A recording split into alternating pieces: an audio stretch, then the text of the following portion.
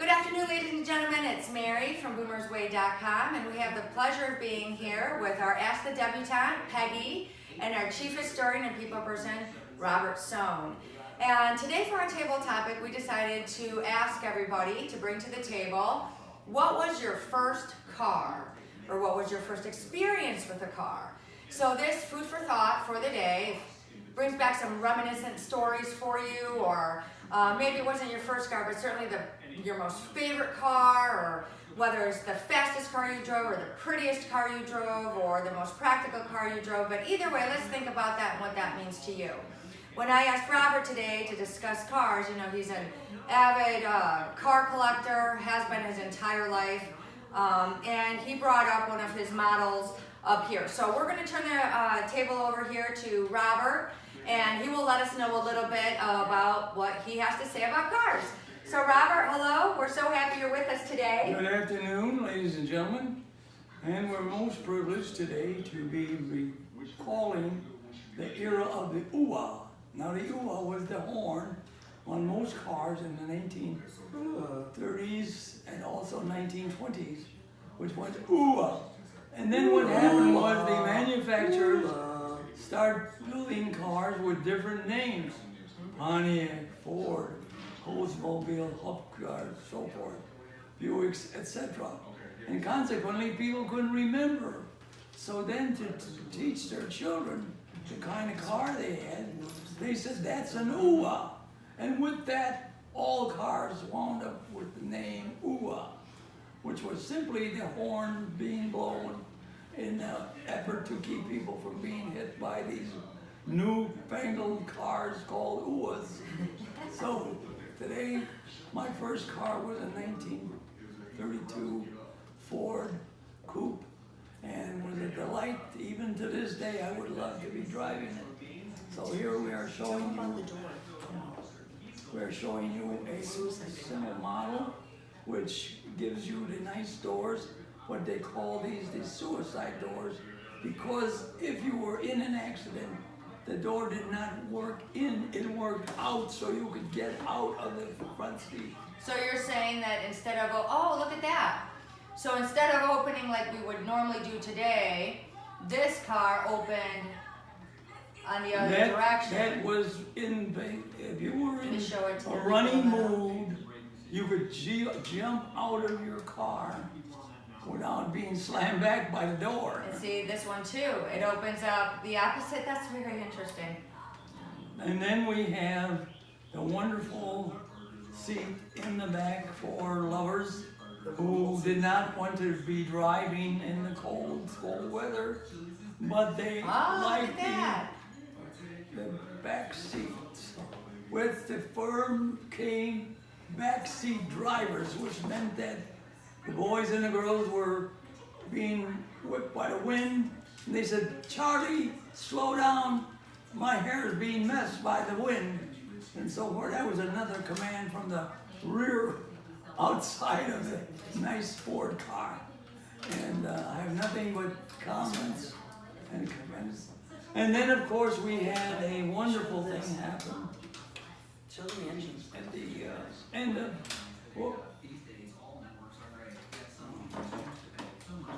Need those nails. and also the engine is a nice engine, which also had features that many of the other cars did not have, because Mr. Ford was very upset about the condition of cars as far as repairing.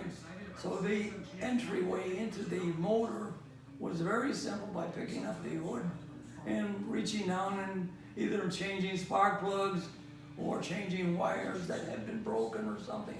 This does not have a crank. No, this has not a crank. This is automatic starting and electronic starting. And of course, Mr. Ford was very influential in all of history in motor cars.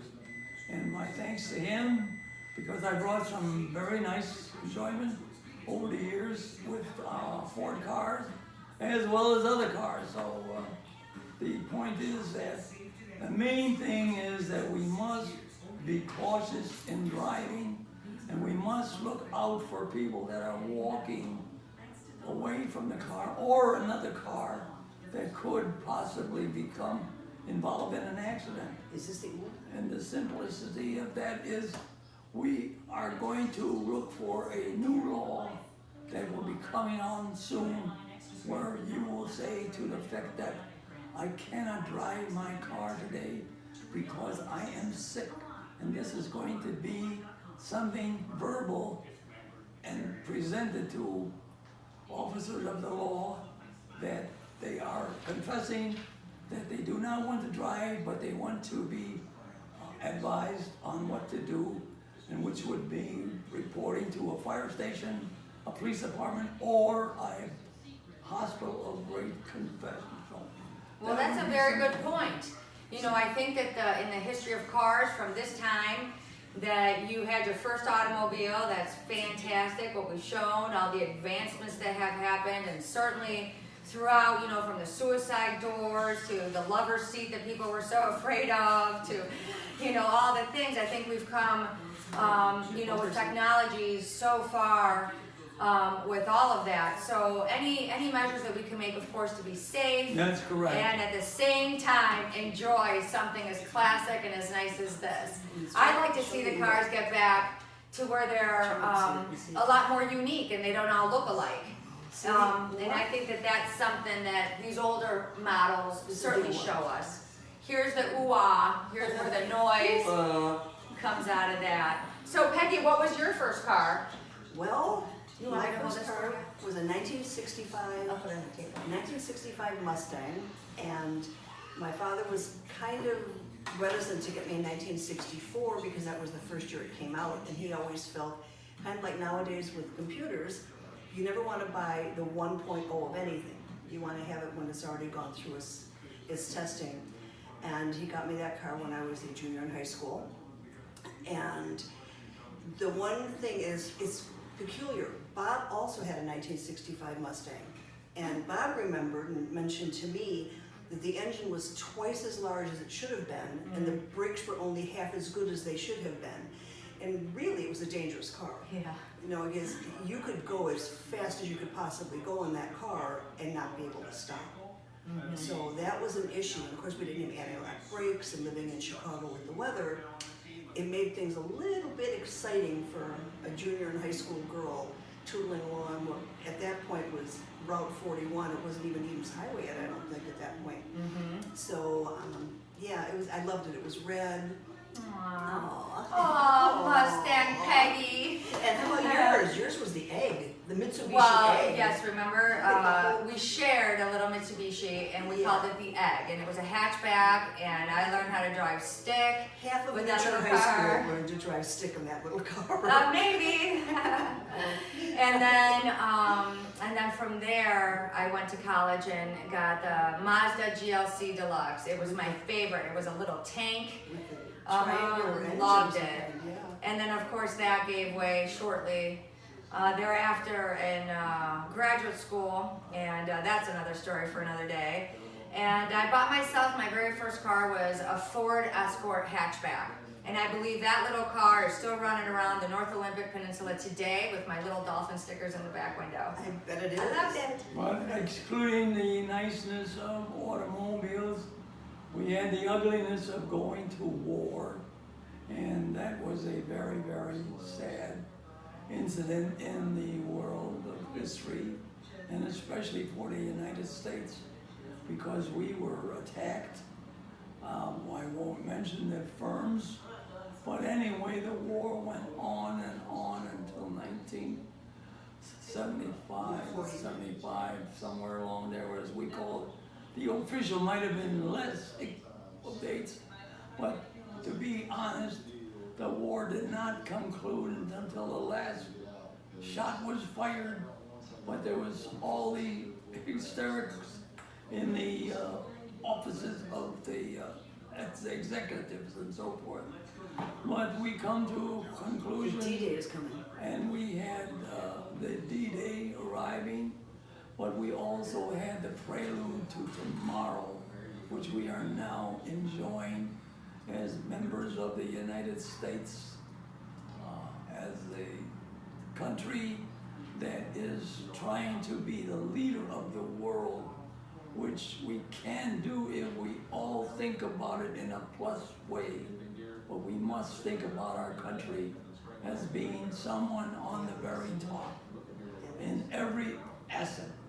So I conclude that I thank all of you folks that fought for us during World War II, which I did, but ending in restitude and niceness of all countries in the world and all peoples in the world would be my prayer for all of us out there, and the way we could carry on with cars to be born in the future. Yes. So let's look at that instead of worrying about what countries are dangerous to us. Thank you.